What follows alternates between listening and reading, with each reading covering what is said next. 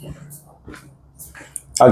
hello everyone. Welcome to my YouTube channel, The Binary Professor. So in today's video, we are going to learn how to exchange two blocks, how to exchange the contents of two memory blocks. So one of the memory block is starting from 3001 and another block is starting from 3051. In place of 3001 and 3051, there can be any memory location like C031, C051, है ना? कोई भी हो सकता है ये. But as per the given question, we have two memory blocks starting from 3001 and 3051. Okay. Length of the block is stored in 3000. Length कहाँ पे store किया गया है? In the memory location 3000. Length can be stored in any memory location, let's say 4000, 5000. But for the sake of simplicity, मैंने क्या लिया है इसको consecutive लिया है. Consecutive मतलब sequential लिया है. 3000 के बाद मुझे सीधा क्या मिल जाएगा? 3001 मिल जाएगा. So I no need to locate 3001 by using another instruction. मैं LXI H को 3000 करके फिर एक बार इंक्रीमेंट करूंगा तो मैं 3001 तक पहुंच जाऊंगा. I hope you know the basics of programming and the basic instructions like LXI move, है ना? Considering that, we are going to start solution of this program. Okay.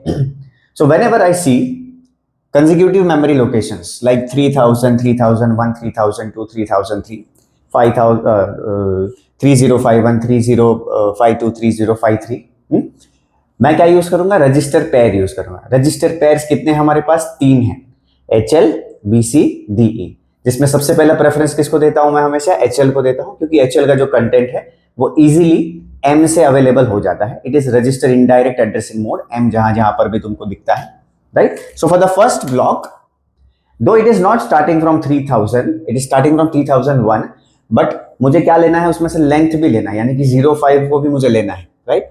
तो मैं HL को इनिशियलाइज करूंगा 3000, DE को इनिशियलाइज करूंगा 3051 से, ठीक है? Okay. Now what is the basic solution, basic idea behind the program या प्रॉब्लम स्टेटमेंट कि HL का डेटा DE में जाना चाहिए और DE का डेटा HL में जाना चाहिए, राइट? HL का डेटा कहां जाना चाहिए? DE में, और DE का डेटा कहां जाना चाहिए? HL में जाना चाहिए. लेकिन we can not move direct data from memory to memory, ये हम सबको पता है, राइट? हम लोग नहीं कर सकते ये. तो मुझे क्या यूज करने पड़ेंगे? रजिस्टर्स यूज करने पड़ेंगे एज थर्ड वेरिएबल. तो ये तो नहीं हो पाएगा. तो HL का कंटेंट मुझे कहीं तो लेना पड़ेगा, DE का कंटेंट मुझे कहीं तो लेना पड़ेगा, right? Now let's check what are the available registers. कौन से अवेलेबल रजिस्टर्स हमारे पास है? H नहीं है, ऑलरेडी यूज्ड. L भी नहीं है, DE ये भी नहीं है. सॉरी, मैंने पहले से यहां पे ये लिख दिया. ओके.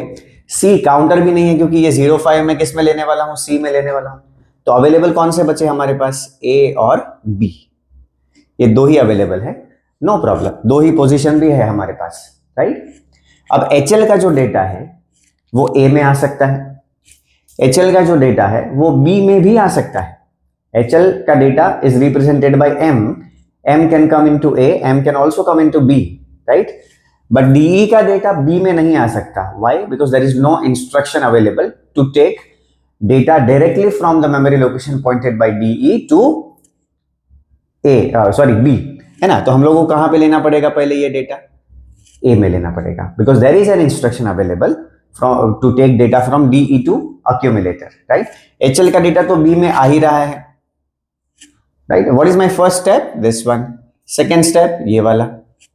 थर्ड स्टेप आप ये कर सकते हो क्योंकि इसका डेटा यहां पर आ चुका है, आप A का वैल्यू HL में डाल सकते हो. This is my third step. चौथा स्टेप क्या बचा है? B का डेटा DE में मूव करना है, लेकिन ये डायरेक्टली नहीं हो पाएगा. क्यों? क्योंकि लोड नहीं हो सकता तो स्टोर भी नहीं हो सकता. There is no instruction available to store data of B into DE, right? तो मैं क्या करूंगा? A फ्री हो गया है तो मैं B का डेटा पहले A में ले लूंगा, राइट? और A से कहां पे स्टोर कर दूंगा? मैं DE में स्टोर कर दूंगा, करेक्ट? सो 5 स्टेप्स में ये हमारा काम हो रहा है. A 1 2 3 4 and 5. 5 स्टेप्स जब होंगे तो क्या होगा? ये जो 11 है वो यहां पे आ जाएगा और AA है वो यहां पे आ जाएगा, ठीक है? Now I have to repeat this process for C times. What is the value of C in this case? 5. 5 data है हमारे पास. For the sake of simplicity मैंने 5 लिया है. 10 ले सकते हैं, 50 ले सकते हैं, एज पर गिवन क्वेश्चन आप ले सकते हैं, ठीक है. Now let's arrange this diagram into instructions that will be your program. Okay, it is very simple. Initializations करो, सी का वैल्यू कहां से आ रहा है वो भी बताओ, इनिशियल वैल्यूज पे पहुंचो और 5 स्टेप्स करो. चलो, फर्स्ट स्टेप, HL का वैल्यू मुझे करना है 3000. What is the instruction? LXI H, 3000. HL का वैल्यू मैंने क्या कर दिया? 3000 कर दिया. DE का वैल्यू मुझे करना है 3051. In a same way LXI D, 3051. अब C का जो वैल्यू है वो कहां से आ रहा है? 3000 से आ रहा है. कौन पॉइंट कर रहा है 3000 को? HL. So I can directly take that value into C by writing move C, M. M का वैल्यू C में आ गया. Now you tell me from where my block is starting, 3000 or 3001? 3001. So right now HL is at 3000. Let's increment HL by 1. INX H. तो HL अब कहां पे आ गया है? 3001 पे आ गया, राइट? HL 3001 पे है, DE 3051 पे है. Now step number 1. Step number 1. What is step number 1? HL का वैल्यू B में लेना है. What is the instruction for it? Move B, M. Move B, M. Second step, DE का वैल्यू A में जाना चाहिए. For that we have LDA, load accumulator from register pair. LDAX कौन सा रजिस्टर पेयर है? DE. तो मुझे क्या लिखना पड़ेगा? D. A to HL, very simple.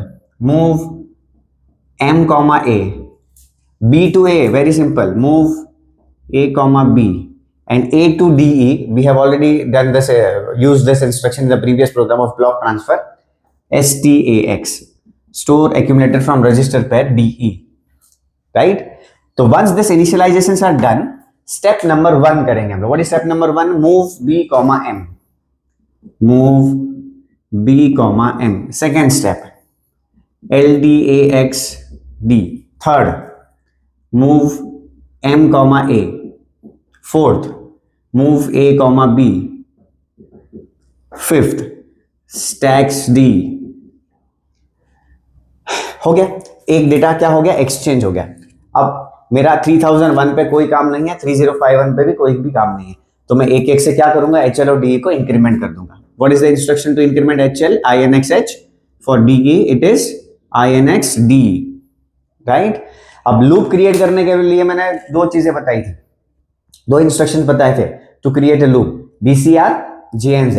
DCR that register which contains the count, in this case C again. C में है अपना काउंट, तो DCR C. चेक करो क्या C का वैल्यू 0 हो रहा है कि नहीं by using 0 flag.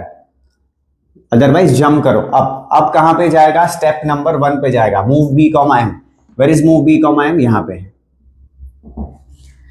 Okay, now second data will be exchange. Third, fourth, fifth. By the time C क्या हो जाएगा? 0 हो जाएगा. C 0 हो जाएगा तो बाहर आ जाएगा RST 1 या तो RST 5, जो भी आपको लिखना है लिख सकते हैं. A quick revision of the program. This program can be done in 5 steps. HL का वैल्यू DE में लेना है, DE का वैल्यू HL में लेना है, बट डायरेक्टली नहीं होगा, इसलिए मैं पहला स्टेप क्या कर रहा हूं? HL का वैल्यू B में लेता हूं, DE का वैल्यू A में लेता हूं. That is my second step. Third step, A का वैल्यू HL में डाल दो. Fourth step, I wanted to do B का value into DE, wanted to transfer it, but it is not possible directly. So B का value A में जाएगा पहले, A से यहां पे जाएगा. So in 5 steps we can exchange 2 data. Similarly, we have to exchange multiple data that depends on the value of C, value of counter. Okay. So what are the initializations? HL का value 3000, LXI H, 3000, DE का value 3051, LXI D, 3051. Let's take the value of count 05 into C by writing move C, M. Increment it by 1 time, INX H. Then perform this 5 steps. 1, 2, 3, 4, 5. 1, 2, 3, 4, 5. Increment HL, increment DE, decrement counter and jump up, right? It's very easy. Now ये याद रखने की जरूरत नहीं है. आपको क्या याद रखना है? ये याद रखना है, इनिशियलाइजेशन याद रखना है, इंक्रीमेंट एंड लूप क्रिएट करना याद रखना है. ठीक है? So I hope you understood this program. It is very simple. If you practice it twice or thrice, you will be able to remember the entire process. Okay? Thank you so much.